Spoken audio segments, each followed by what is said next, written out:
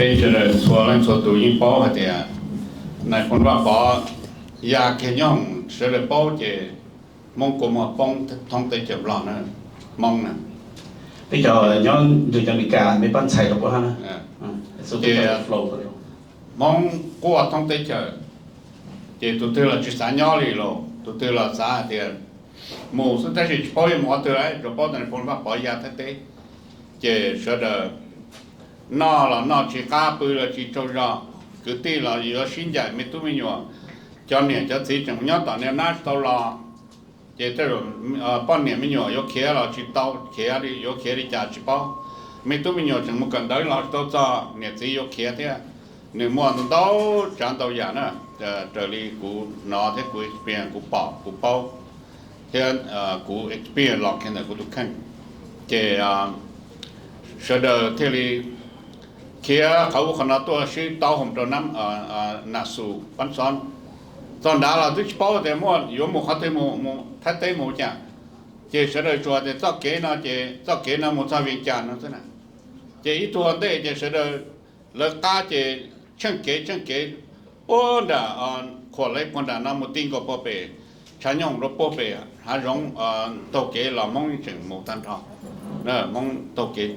mong mà mong tổ kiến mà tổ ít tổ lấy tổ cá sữa mong chỉ một trăm bao, để ô li cho dầu là xí cha nè, tổ một trăm tổ phần đảo chăn, để chọn đá để lấy cũng mua lấy vị thị là để thế là đó chỉ mà thôn đó mà chỉ bao để là khẩu khoan nó, chỗ bao để tổ mà mình chăn thế là tổ để thôi, để tổ kế tổ cả cho mình chăn thôi, lúc xưa đó nè,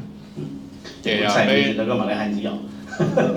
Let me translate for some of the younger folks back here. You want me to translate for the younger generation?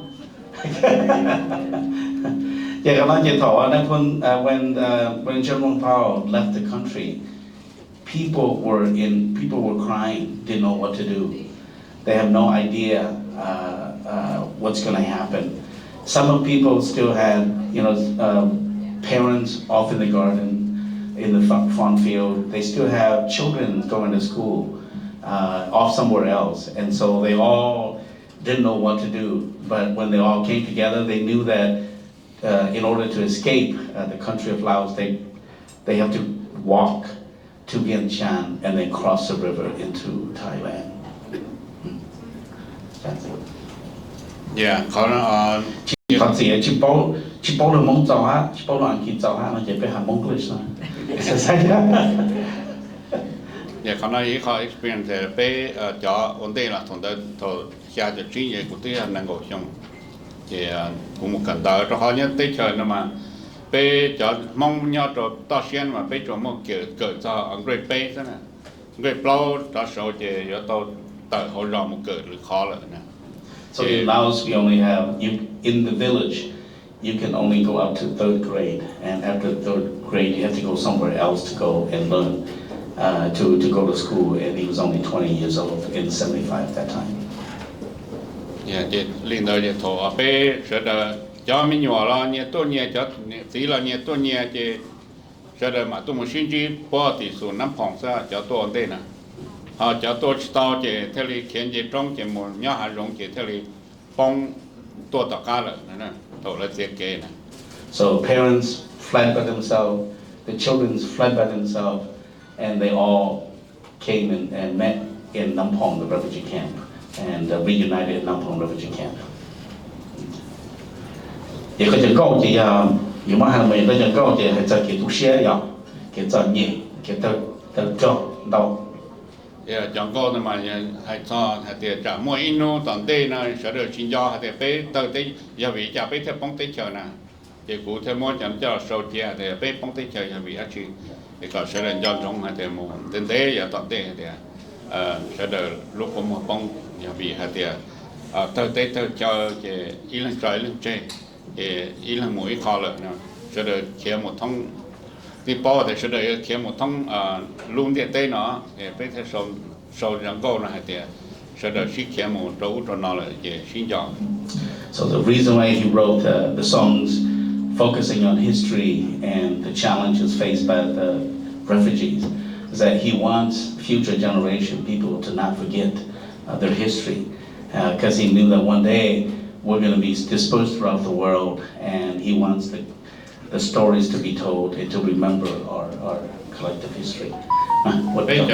Bây giờ mình mong những trong tụi một phát kỳ, giờ vì hay là tua tụi mình nhiều sẽ nhận thấy tua, còn đó chỉ nhận thấy nhau về u chỉ bao thì nhau về rò chỉ bao nhận thấy họ từ là chỉ mình tụi mình nhiều chỉ là khé tua, là để cho thì chúng mình nhận thấy chỉ có thằng hàn chỉ chúng mình categoryต่อตัวmình cả tên nào chỉ sẽ được theo một phát kỳ trong cho một phát kỳ trong thì cho chúng mìnhคือมอติย้อมในการต่อเทศจะเนี่ยสีจุดต่อตัวจุดต่อตัวจะมั่วจุดต่อจะแคตตาล็อกตัวเลยตัวอเมริกันเนี่ยจะเลยเท่ามุฟักกี้จ้องทางเลย Many of the students actually resettle in France because they escaped Laos on their own. They didn't. Their parents are still in the jungle somewhere. And so they didn't qualify for any of the core categories that Mac Thompson mentioned. And so that's why many of the younger generations, many of the students decided to